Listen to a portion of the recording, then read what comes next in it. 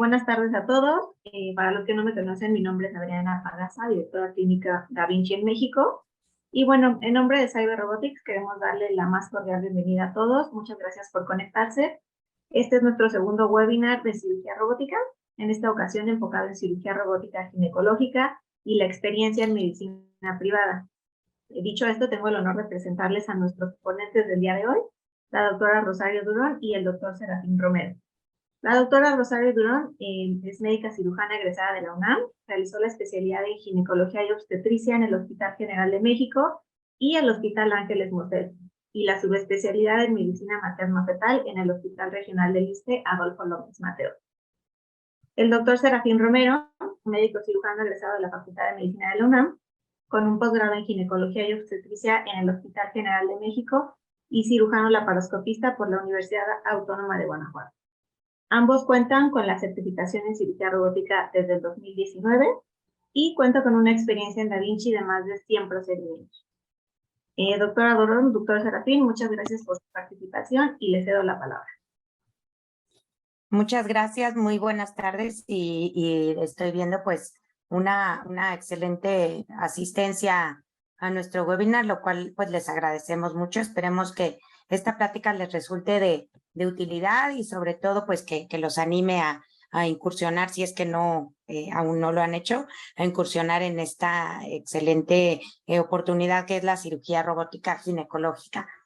Bueno, pues sin más, pues voy a iniciar con una pequeña introducción a estos comentarios. Voy a compartir aquí mi pantalla.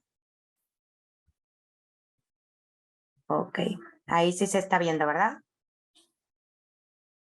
Perfecto. Ok, bueno, pues ya una presentación aquí con mi amigo el doctor Romero, con quien, bueno, pues afortunadamente hemos hecho un gran equipo y hemos llegado a este número de cirugías con prácticamente más del 90% de éxitos, prácticamente sin ninguna complicación importante. Y el día de hoy, pues queremos aprovechar para comentarles y vamos a discutir con ustedes y a platicar con ustedes acerca pues de unos casos representativos donde la asistencia robótica pues nos ha sido digamos donde queremos ejemplificarles, ¿no? La utilidad que puede tener y la diferencia con otros tipos de abordajes quirúrgicos, ¿no? Entonces, bueno, aquí ahí estamos. Bueno, a modo de introducción, pues desde 2012 que tenemos el primer robot Da Vinci en México, actualmente ya contamos con los 3 tipos de plataformas de Da Vinci que hay aquí, desde el SI, el X y el XI, en distintos momentos llegaron a México, no necesariamente en ese orden. Y a partir de 2012, en México se han realizado más de 12,500 procedimientos robóticos en todas las especialidades. Y solo en 2022 se realizaron más de 2,370 procedimientos. De estos, más de 300 casos se consideran, o bueno, no se consideran, son procedimientos ginecológicos benignos, porque recordemos que también tiene mucha utilidad en cirugía oncológica, ginecológica también. El día de hoy solamente vamos a tratar casos benignos, aunque haremos algunos comentarios al respecto de las neoplasias. El doctor Romero, que tiene más experiencia, sobre todo en la cuestión cervicouterina. Y al día de hoy, en México, porque en el mundo somos miles y miles, aquí tenemos más de 300 cirujanos certificados en todo el mundo.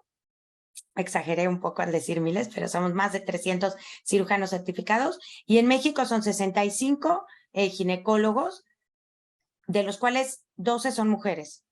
Eso es una cosa que yo quise recalcar porque también me interesa mucho en esta oportunidad que tenemos de compartir este webinar, de pues impulsar a otras colegas, mujeres, a que se animen a certificarse y a hacer utilidad de esta plataforma. Actualmente contamos con 23 programas robóticos hospitalarios a nivel nacional.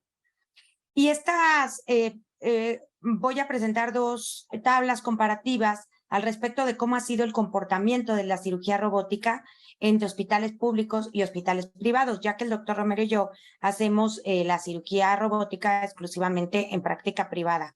Esto es importante porque vamos a notar la impresionante disminución que tuvo durante la pandemia en hospitales públicos. Y esto es pues por la conversión que se dio para la atención a COVID, que todos conocemos y que los que laboran en institución pública conocen a la perfección.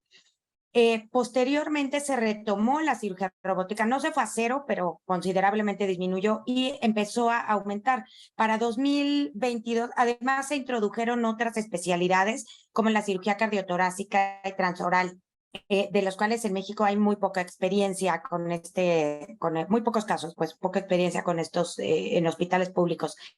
Para 2022, más o menos fueron un poco más de 600 procedimientos los llevados a cabo en institución pública.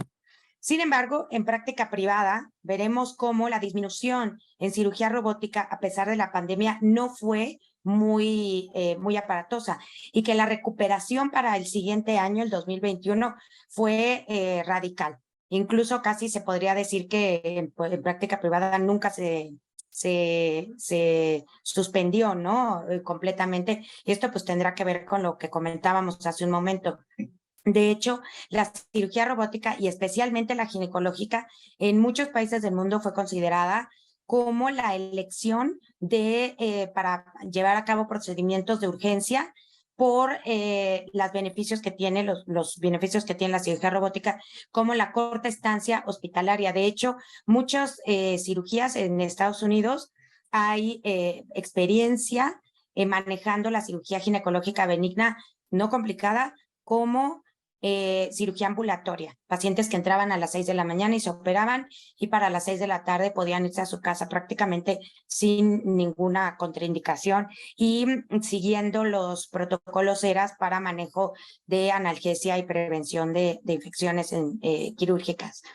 Esto tuvo una excelente aceptación en Estados Unidos y aquí en México se empezó se continuó manejándolo de esta manera. Urología siempre ha sido desde el inicio la especialidad que más procedimientos tiene. Sin embargo, como veremos, ginecología va ganando terreno y es la segunda y después cirugía general, especialmente la cirugía coloproctológica, que en número de procedimientos. Y como veremos, tenemos un crecimiento exponencial. Y en comparación al año pasado en hospitales públicos, en hospitales privados, tenemos casi el triple de procedimientos, acercándonos a los 1,800 procedimientos quirúrgicos robóticos, ¿no? Entonces, bueno, pues aquí creo que precisamente por eso el interés de hacer este webinar y compartir nuestra experiencia en cirugía y en práctica privada. Ya hablaremos de otros beneficios, aparte de los ya conocidos en cuestiones quirúrgicas, también cuestiones económicas, financieras, de trámites y pues en nuestra experiencia, especialmente en nuestro hospital. Como ya nos comentaba la doctora Pagasa, pues bueno, el doctor y yo estamos certificados en distintas sedes, pero bueno, todo es Intuitive. Actualmente el representante de Intuitive aquí en México es Cyber Robotics. Este proceso de certificación ya muchos lo conocen, lo comentaremos rápidamente. Son periodos un periodo y unas horas que le llamo yo horas de vuelo, ¿no? En simulador, que después nos capacitan para hacer nuestra práctica en el modelo animal vivo en uno de estos centros de entrenamiento acreditados por Intuitive, que actualmente son fuera de México, en Estados Unidos. Sin embargo, pues en breve se tendrá un centro de entrenamiento aquí en México también.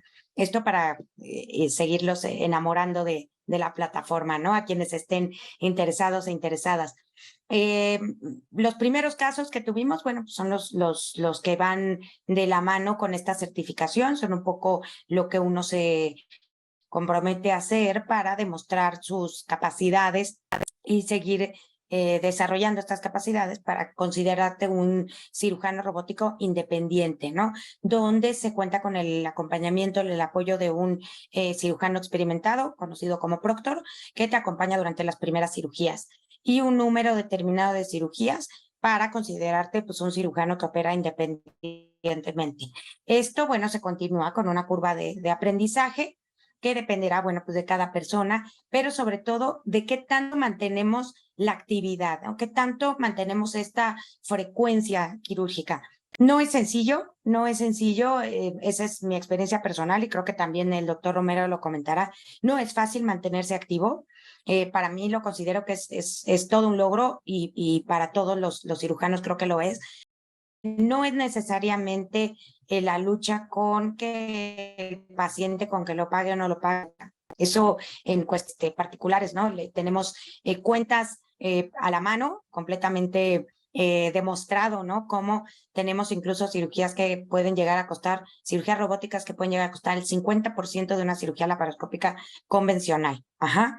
Esto tiene que ver también con los convenios con las aseguradoras, la forma, ya tuvimos hace tiempo un webinar donde platicábamos sobre nuestras estrategias, como yo les digo, los tips que les podríamos compartir acerca de cómo lograr que las aseguradoras, que son la gran mayoría, más del 80% de las aseguradoras, autoricen una cirugía robótica. Entonces, todo esto influye en cómo vamos a mantenernos activos, porque entre más operemos, mejores vamos a ser, ¿sí? Entonces, es muy importante mantener esta constancia, tratar de mantener esta constancia para lograr, pues, todas estas ventajas, o sea, que sean efectivas, estas ventajas de la plataforma. En esto influye la integración. Pienso que para nosotros lo primero es la integración de un equipo robótico quirúrgico, que bailemos todos al mismo paso. Y como tal cual es una pareja de baile, nosotros tenemos la muy grata experiencia de nos hemos adaptado increíblemente y esto es lo que nos ha llevado a tener cada vez mejores tiempos, mejores resultados y a ser capaces de realizar cirugías de complejidad alta gracias a la integración del equipo. En este caso, pues gracias al acompañamiento, en mi caso, del doctor Romero y creo que viceversa, de nuestro anestesiólogo, que también tiene muchísimo que ver en que uno puede estar concentrado en lo que está haciendo y el anestesiólogo concentrado en el cuidado y estabilización de nuestro paciente durante el procedimiento, independientemente de la duración, que como les digo al principio, puede tratarse de casos difíciles que te tardes más, pero con el tiempo y con la práctica, los tiempos pues forzosamente tendrán que ir disminuyendo. El apoyo de un comité robótico hospitalario, estos programas quirúrgicos robóticos, es súper importante que contemos con una integración de equipo con el hospital. No es nada más en los médicos, es una coordinación robótica, es la coordinación en quirófano, es la integración en trabajo en conjunto del hospital con la industria. Y esto tiene que ver con los ingenieros que nos acompañan para verificar el buen funcionamiento de los sistemas durante las cirugías y para nuestra educación continua, ya que hay una serie de cursos que mantienen en nuestra capacitación constante y además pues progresiva para seguir realizando estos procedimientos.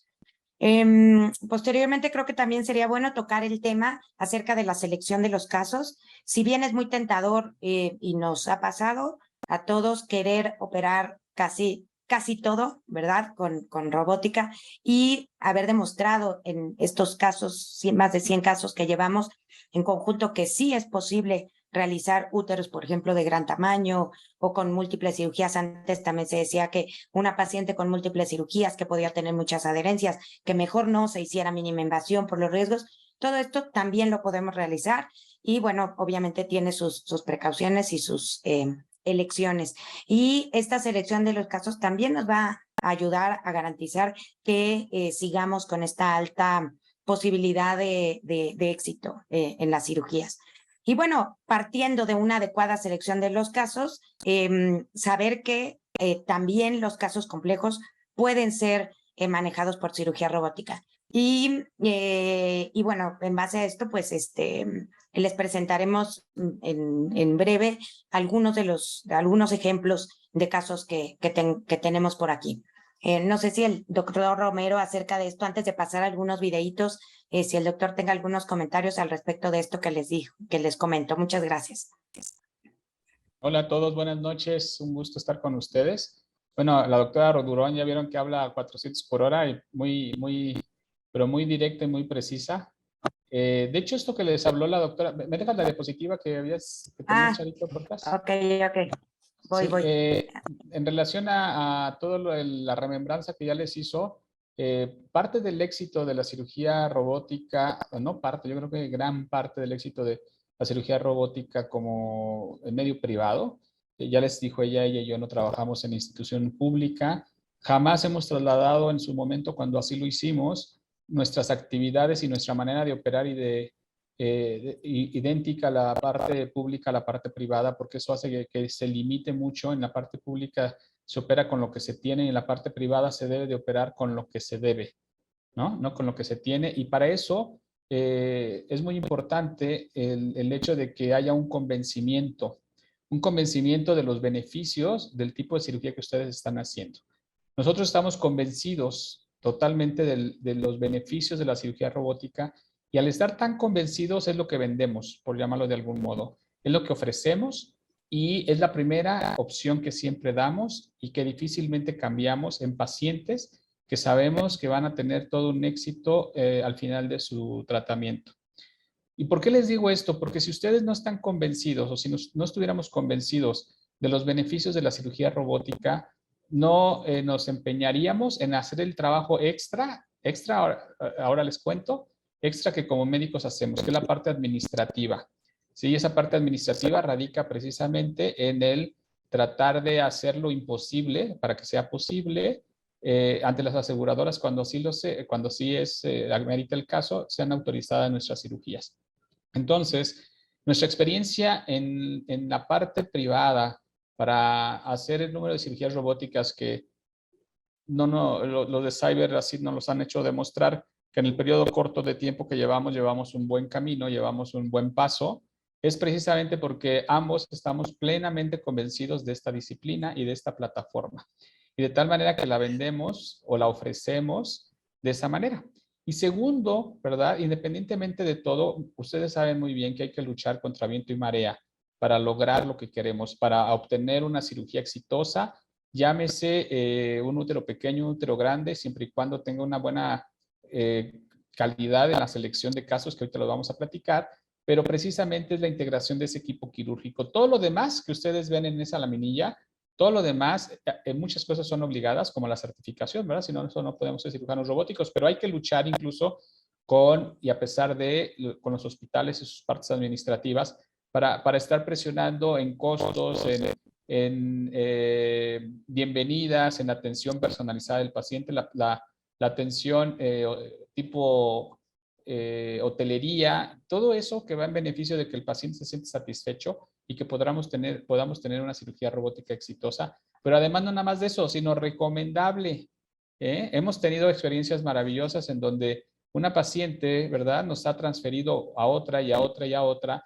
¿Por qué? Porque precisamente su experiencia, tanto en la restauración de la salud de manera inmediata como en la atención alrededor de esa restauración de salud, que no nada más es con su cirujano, sino como todo el equipo que está alrededor, ¿verdad? Nos ha hecho posible también el tener un número exitoso en este tipo de cirugías. Y la piedra angular, que sin eso ustedes no pueden hacer, es la integración del equipo quirúrgico. ¿A qué voy con eso? En esta vida ya no podemos hacer nada solos, no debemos de hacer nada solos. El que hace las cosas solo está destinado actualmente a un fracaso a corto, a mediano o a largo plazo. ¿Sí? La integración de trabajo en equipo, y el equipo no nada más es el acompañamiento que pudiéramos tener con la paciente y nuestra asistente, sino el equipo de tu ayudante. No es lo mismo un ayudante robótico, ¿sí? La doctora Durón y yo en su momento, a veces uno se brinca la consola y el otro se va a mover el útero y viceversa, y eso hace que tengamos tiempos muy cortos, que tengamos una mejor respuesta a la extracción de una pieza grande, que tengamos una armonía en el baile que nosotros hacemos danzando al mismo tiempo, como ella lo dijo. Entonces, esa integración del equipo quirúrgico es, pienso yo, la piedra angular, ¿verdad? La piedra angular para la resolución y la efectividad en ese tipo de cirugías. Ya después viene todo el tema, ya que hemos platicado en algunas ocasiones de los pleitos con las aseguradoras, pero sobre todo la fundamentación de las cirugías en relación a convencerlas para que las autoricen en caso de que sean privadas, con seguro. Y si no, bueno, hemos tenido muy buena experiencia también con pacientes privadas que han pagado de su bolsillo cuidando siempre los costos, ¿no? Los costos, porque eso es fundamental para que este tipo de cirugías vayan siendo cada vez más populares. Y acuérdense ustedes que entre más populares sean, pues los costos se van a ir abaratando. Entonces, parte de esa experiencia que yo o nosotros dos le podemos transmitir a todos ustedes en relación a la cirugía privada, robótica privada, es precisamente esa integración, ¿verdad?, del equipo quirúrgico robótico. Es fundamental. Sin eso no podemos avanzar. Y es algo que se nos debe de quedar siempre en la mente. Tenemos que trabajar en equipo. El que trabaje solo está destinado al fracaso. Entonces, vamos a continuar con la charla en relación a algo también sumamente importante para que ustedes sean exitosos. ¿Cuál es la selección de casos? Ya les platicó Charito, ella y yo, y en su momento con el doctor Rivas, que con él empezamos los tres, ¿verdad? Es parte de este inicio de este equipo. Bueno, pues fue al principio queríamos correr a 300 kilómetros por hora en 3 segundos y meter todo lo que se nos atravesaba por robots, ¿no? Entonces, pues para no tener descalabros tenemos que tener la cabeza fría, pero sobre todo esa cabeza fría es seleccionar los casos, ser honestos con nosotros mismos, las limitaciones que pudiéramos tener y en el lugar en el cual estamos trabajando. Pero esa selección de casos es fundamental precisamente para tener en el medio privado y obviamente en el medio público seguramente es lo mismo, tener éxito en el resultado de esa cirugía robótica. Escoger los casos que realmente tengan un alto índice de efectividad. Y con eso no me refiero a úteros chiquititos, ¿no? Como de repente les llamamos, ¿no? Pareciera campaña de erradicación de útero sano, ¿no? No, pues esas ¿qué, no? Esas realmente no van a obtenerse o no van a ponernos mayor problema, pero sí la selección de casos de esos úteros complejos, de esas mujeres con cirugías previas, de esas mujeres con sobrepeso, que ustedes se van a dar cuenta que entre más sobrepeso tengan, la manera más sencilla de operarlas es con robot y no con una cirugía abierta o una cirugía laparoscópica. Curiosamente, bueno, pues no curiosamente, es una tecnología o una disciplina, una plataforma que nos permite abordar este tipo de pacientes con sobrepeso. Bueno, pues tal como lo comenta el doctor, creo que aquí estoy escogiendo, déjame quitar esta de aquí, y ahorita les voy a compartir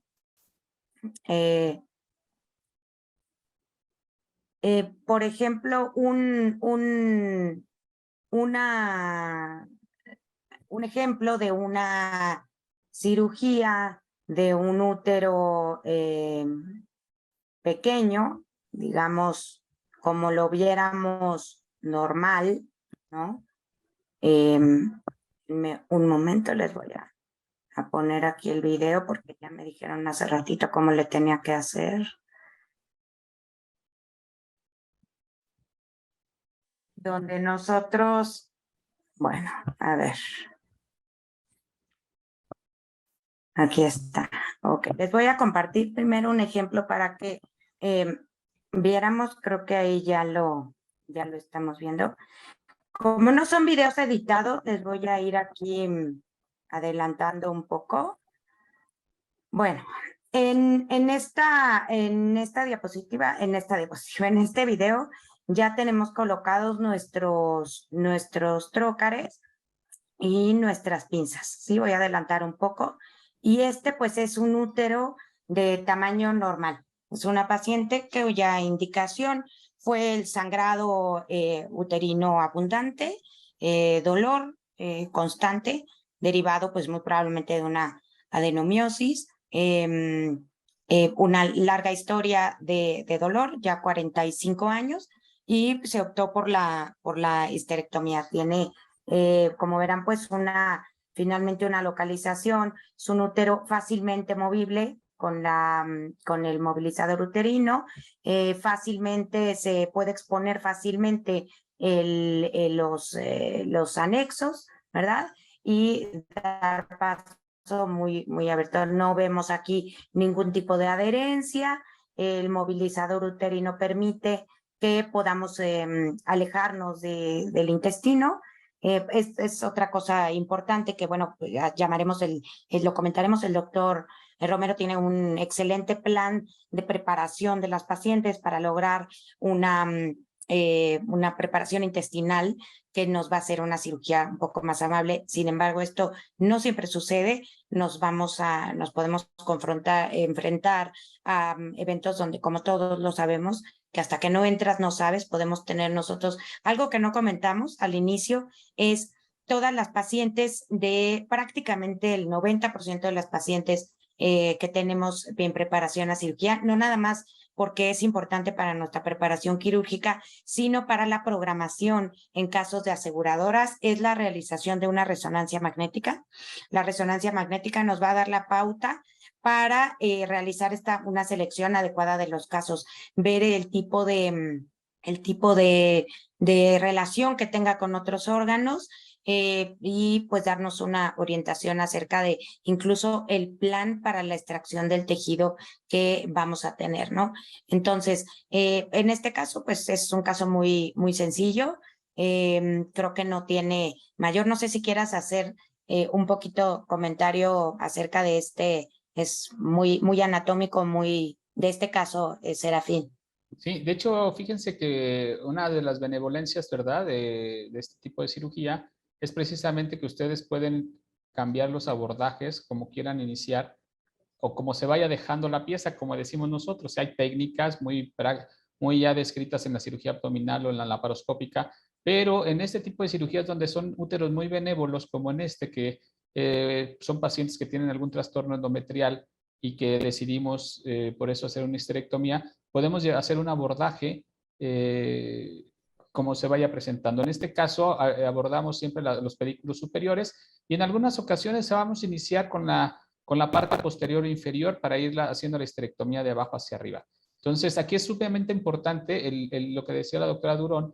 Tratamos siempre de tener para no tener más tiempo de exposición en una cirugía, el tema colónico, las ponemos a dieta, una dieta cero rigurosa, pero sí una dieta libre de gluten, de preferencia, y libre de alimentos que produzcan gas, para dejar descansar ese intestino, y eso lo hacemos siempre unos 3 días antes, no unos. Ya por rutina lo hacemos 3 días antes, y de esa manera hacemos que nuestro campo quirúrgico quede más limpio en el tema colónico y nos alejemos de los riesgos que pudieran ocasionarse al lesionar alguna víscera que no queremos trabajar, y precisamente nos ayuda muchísimo el tipo de dieta. Si una dieta 3 días antes, cuando son cirugías programadas, que prácticamente las hacemos siempre así, son cirugías programadas, rara vez hemos metido una, y eso tiene que ver con tema de seguro más que porque realmente la patología nos invite a que sea una urgencia, sino por tema de administrativo del seguro, que hemos metido como si fueran pacientes de urgencia. Pero aún así, con ese tipo de pacientes que la vamos a meter como de urgencia, pues las preparamos, nos da tiempo de hacer una preparación intestinal, no agresiva como para una cirugía de endometriosis profunda, ¿no?, donde hacemos enemas, etcétera. En este caso no, solamente es descansar el intestino con una dieta baja en gluten y nula en irritantes. Bueno, pues creo que aquí es un poco, le fui adelantando ahí un poquito, ya llegando, como decía el doctor, esta es una cirugía muy anatómica, donde claramente se puede ver la copa del movilizador, es exactamente los mismos movilizadores que utilizamos en cirugía laparoscópica. Nosotros estamos pues muy casados, ¿verdad? Con el advíncula, por los beneficios que tiene la copa y el oclusor de vagina. Y hace poquito estábamos viendo en una presentación que no me acuerdo cómo se llama, que en la copa tiene luz, que nos va a hacer una translucencia de los tejidos, que es como una guía anatómica, además, que sobre todo en estos elementos cuando están muy pegados o muchas adherencias o algo así, pues bueno, podría ser de muchísima utilidad. Y bueno, pues aquí simplemente me voy a ir adelantando aquí un poco. Ahí estamos a la altura de los ligamentos uterosacros, ¿no?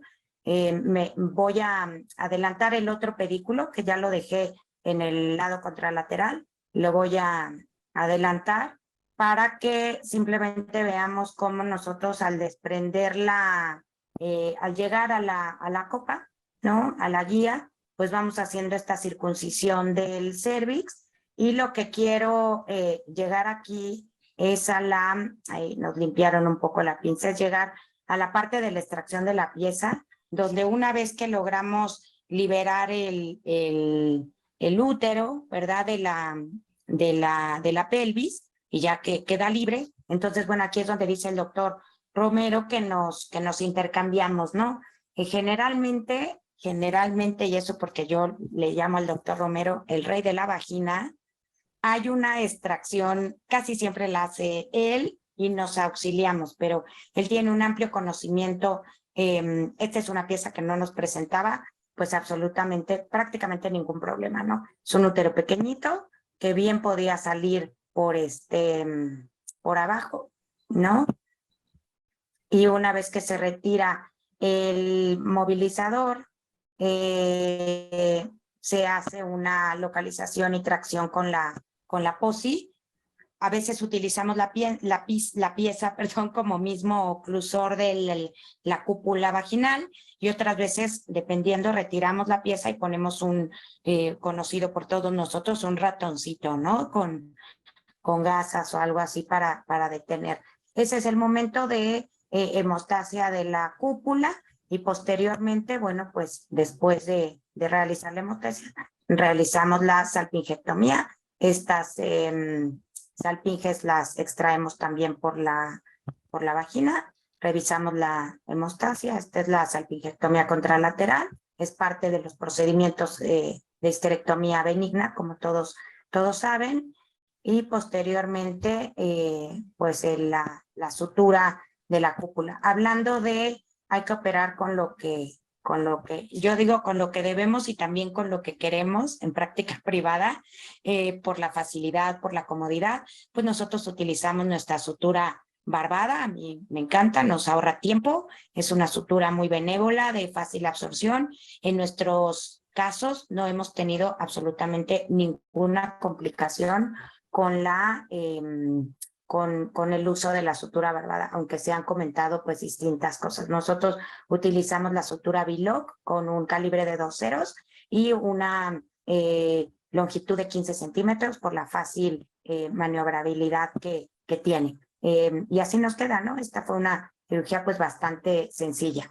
Y bueno, déjame parar esta y ponerles otro ejemplo. Bueno, aquí verán, esta es un cierre final, ¿no?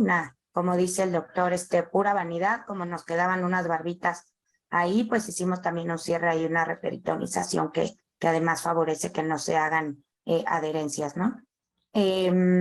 Bueno, comentar un poco voy a cambiar a otro caso que me gustaría que el doctor, este es uno de los últimos casos que tuvimos. Aquí está. Ok, ahorita vamos a poner aquí. Y espero que sea este segundo. En un momento les voy a compartir. Aquí está. Okay. En lo que pone la doctora Durán su charla, el siguiente cirugía que hicimos, les puedo comentar que en esta cirugía, como la que vieron anteriormente, los úteros pequeños, los úteros que no son tan arriba de 10, 15, 12 centímetros, pues son relativamente más prácticos de extraerlos por vagina. Ustedes han visto, ¿verdad?, que hay quienes ponen bolsa para extraer una pieza. Nosotros no lo hacemos así prácticamente porque a veces no hemos encontrado la bolsa. Y la segunda opción es también porque tenemos que buscar unos costos equilibrados, porque si no los seguros se ponen un poquito locos. Se ponen un poquito locos por 3 pesos, entonces hay cosas que tendremos que ir ahorrando. Preferimos ahorrar en una bolsa que ahorrar en una sutura, que nos va a dar mucha habilidad y mucha rapidez y mucho menor tiempo quirúrgico en suturar con una barbada, que como ya les dijo a ella, hay reportes en la literatura, ¿verdad?, de que hay a veces contacto con vísceras, etcétera, con intestinos sobre todo. Nosotros hasta la fecha no hemos tenido ningún problema con una sutura barbada, y sí nos agiliza muchísimo el tiempo de cierre de esta cúpula vaginal. Y a través de la cúpula vaginal extraemos tanto la pieza quirúrgica, que es el útero, como las salpinges. Siempre intentamos y siempre logramos, y siempre el objetivo es, cuando hacemos una histerectomía, ustedes saben bien, ya lo reportado en relación al cáncer de ovario, bueno, pues les hacemos salpingectomía y siempre lo vamos a extraer por vagina. A veces dejamos el útero como oclusor vaginal, ¿sí? Entonces son pequeños detalles que nos van a ir restando centavos, que al tiempo de hacer una cirugía ya nos restan miles de pesos, ¿no? 2,000, 3,000, 5,000 pesos, para poderlos utilizar de otra manera. ¿En qué manera? Bueno, pues mejor utilizar una muy buena sutura, que con una sutura barbada de 15 centímetros nos es suficiente. En la mayoría de los casos, yo creo que si acaso alguna vez hemos ocupado 2, pero realmente con una tenemos el tiempo, el tamaño suficiente para un buen cierre de cúpula vaginal, que acuérdense ustedes que es muy importante porque con eso vamos a evitar en un futuro un prolapso de esa cúpula. Tenemos que hacer una muy buena sutura de esa cúpula para que tenga un buen sostén. Ahora sí creo que ya Bueno, tienes otro video ahí. sí, ya lo logré compartir. Me gustaría también que nos hicieras comentarios al respecto de esta paciente. Espero que la recuerdes, es muy reciente. Es una paciente joven, sin embargo, joven, 30 y tantos años, que optó por la histerectomía ya que no tenía deseos reproductivos y sí muchos problemas. Yo creo que van a identificar ustedes muy bien ahora. Aquí ya habíamos colocado nuestras pinzas. Yo les he ahorrado un poco estos tiempos para mejor entrar al caso de la colocación de trócares y la colocación de las pinzas. No tiene mucha diferencia de la cirugía laparoscópica. Pero aquí para que nos comentaras era en este útero tan deformado los beneficios que tuvo la movilización uterina y nuevamente insistir en que con el conocimiento anatómico, casi puedo decir que no importa el tamaño del útero ni la forma del útero, si nosotros con el conocimiento podemos llegar y logramos llegar a estos pedículos. Voy a dejar correr este videito y a ver qué comentar. Le voy a ir adelantando donde tú me digas, Aquí ya estamos en el... Sí, vela poniendo si quieres en velocidad 2 y cuando veamos ya la pieza quirúrgica, ahí le frenamos un poco. Usted se va a dar cuenta, este fue un útero, o era una paciente con un útero muy especial, era una paciente con un útero que prácticamente llegaba a la cicatriz umbilical y a veces no es tanto el tamaño de los miomas lo que nos hace difícil el abordaje de una cirugía, sino la localización de los miomas. ¿Sí? La localización de los miomas son fundamentales precisamente para poder hacer una cirugía más compleja o más sencilla. A veces presumimos, no, pues quité un útero de 15 centímetros y dice, bueno, pues me tardé una hora, ¿no? Pues los míos eran de menor tamaño y me tardé un poco más, pero va a depender mucho de dónde se localicen esos úteros o esos miomas. No es lo mismo un útero en cara posterior que prolapse totalmente el órgano hacia la pelvis o que oblitere la parte posterior totalmente que no nos permita ver los pedículos inferiores. Una cosa muy importante para todos, sobre todo para los que están comenzando, no nos interesa, sí es importante el útero, pero realmente lo que es más importante es ver la parte anatómica inferior, los pedículos inferiores. Si ustedes logran ver los pedículos inferiores, seguramente van a tener un retiro exitoso de ese útero. Ahora, mucho de eso también va a depender la colocación de sus trócar. Desde que ustedes están viendo un útero grande, un útero que sobrepasa el hueco de la pelvis, un útero que se acerca a la cicatriz umbilical, entonces ustedes ya tienen que ir planeando precisamente en qué apertura de esos, entre el trócar ocular a los trócars quirúrgicos, ¿verdad? Van a hacer esa distancia. ¿Por qué? Porque eso va a depender mucho que ustedes tengan acceso tanto en la longitud de arriba hacia abajo como en los laterales para abordar la parte crítica de la cirugía robótica o laparoscópica, que son los vasos uterinos. Eso, mientras ustedes lleguen a los vasos uterinos, seguramente ya van a poder lograr extraer un útero. Hay quienes comienzan haciendo siempre un retiro del mesosalpinx para irse llevando las trompas pegadas a la pieza quirúrgica. Nosotros hemos visto que se nos ha facilitado mucho más hacerlo de una manera segmentaria. Primero cortamos lo que son las trompas y ya después de ahí nos vamos sobre los ligamentos anchos, abriendo sus hojas o no, dependiendo si el tejido no los permite, hasta ir esqueletizando lo que es los vasos uterinos. Y una vez que encontramos los vasos uterinos, los coagulamos, los cortamos y ahí ya podríamos decir que estamos descansando en el tiempo de estrés en la cirugía. Sumamente importante siempre va a ser el movilizador uterino. que escojan ustedes el movilizador más adecuado para el tamaño de su pieza quirúrgica. Acuérdense ustedes que hay úteros que pesan demasiado y un movilizador flexible, un movilizador que no les ofrezca tanta resistencia, no les va a servir porque no les va a ayudar a movilizar el útero. Entre la doctora Durón y yo, hace ya mucho tiempo, pues prácticamente operamos los dos juntos, no utilizamos una tercera persona, un tercer ayudante. Hemos visto y nos hemos ido adaptando tanto en la cirugía laparoscópica como en esta, la cirugía robótica, que entre los dos uno moviliza y camarea y el otro corta y viceversa. Es la importancia de que su equipo quirúrgico esté bien integrado. Y lo mismo sucede en la cirugía robótica.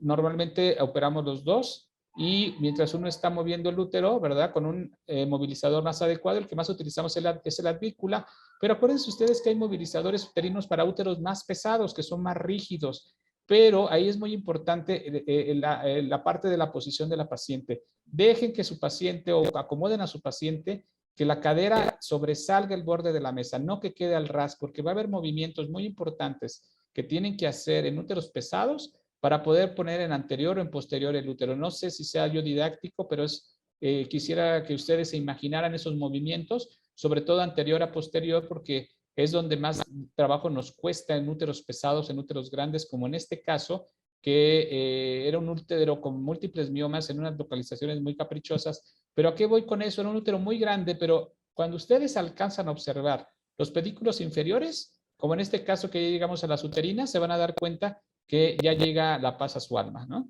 Entonces, pasos importantes, localizar bien el tamaño de su útero, planear el abordaje, dónde van a poner los trocars. Ya sabemos que hay reglas, un puño hacia los extremos laterales de su campo, su trocar de cámara, pero nosotros ya hemos sobrepasado esa parte con la experiencia y pues nos acomoda muy bien hacerlo mucho más alejados, casi en la línea axilar anterior, en su longitud inferior, hasta que queden tan separados que no haya una colisión, pero que tampoco afectemos estructuras internas. Y de esa manera nos da un campo de acción, de apertura de los brazos robóticos excepcional y más en úteros grandes. Y eso nos facilita muchísimo, más que la extracción, porque eso es otro detalle, eso vendrá más adelante.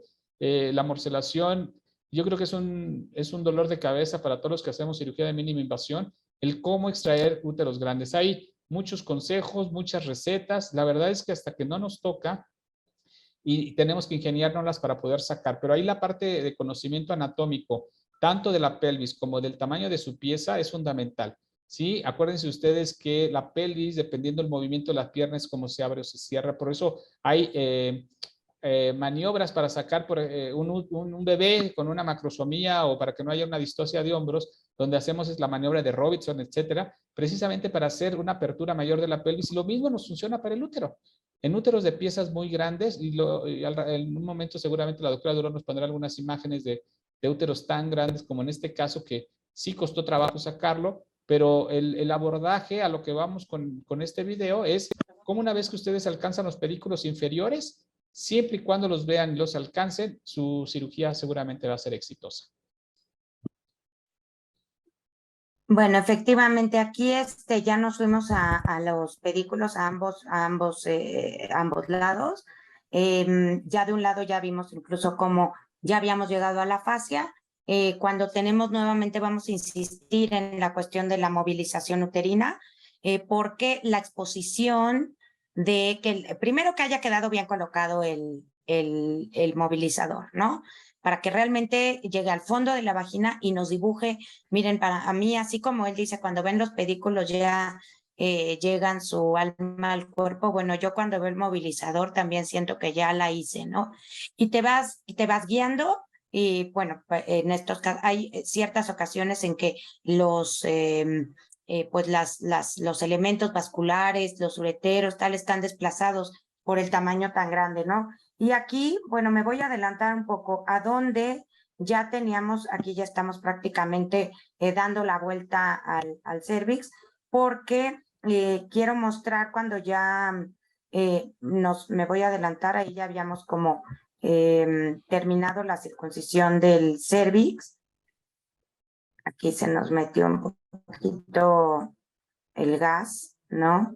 Y entonces esta es la parte donde ahí pues, hay un poquito de humo, pero bueno, Fíjense, este útero estaba tan grande que, bueno, llegamos hasta abajo, lo logramos desprender, felicidad absoluta. Pero después, ahora es como dicen, bueno, ahora vamos a sacarlo.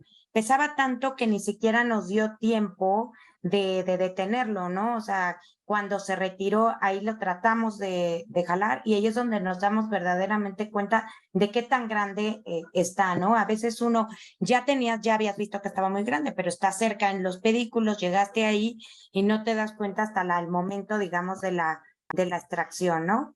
Entonces, aquí, por ejemplo, es importante que quien está en la parte vaginal, en este caso era el doctor Romero, y por ahí arriba alguien tiene que estar empujando y ahí te das cuenta cómo estaban todos estos miomas tan grandes estorbando, ¿no? Para lograr la extracción. Tenemos varias técnicas. Una es la introducción de las valvas para literalmente partear estos úteros. Aquí esto va a tener que ver mucho con la vagina, si la paciente si tenía partos, si no tenía partos, etcétera. Y otra técnica que hemos hecho es realizar pues miomectomías, ¿verdad? Parciales, cosa que bueno, pues eso es una cosa también electiva. A veces es muy tentador decir, pues ya quítale esa bolita y se la vamos sacando, pero cuando ya estás ahí, a veces corres el riesgo, digamos, de perderlos, ¿no? Entonces, una recomendación es que si no están grandes, no están fáciles de extraer, mejor no hacer la miomectomía. Ahí era muy tentador, le decía yo a Serafín, le corto aquí, le corto este mioma, no, porque después se nos pueden perder y sí, es cierto, ¿no? Y entonces aquí, bueno, no tenemos la visualización de la vagina, pero se hace una morcelación, puede ser con tijera, puede ser con tijera, puede ser con bisturí largo, es una morcelación donde las valvas van a ser de ayuda, ¿no? Por vía vaginal. Ahí alcanzamos a ver la valva haciendo espacio en la vagina para la extracción. Todos estos que ven aquí son miomas, ¿no? Y entonces, bueno, tenemos ahí un movimiento, varios les estoy aquí adelantando un poco. Casi que hasta se va sintiendo, ¿no? Incluso la parte vaginal, obviamente, pero miren, aquí me voy a regresar un poquito, pero ahí es justo el momento donde se tiene la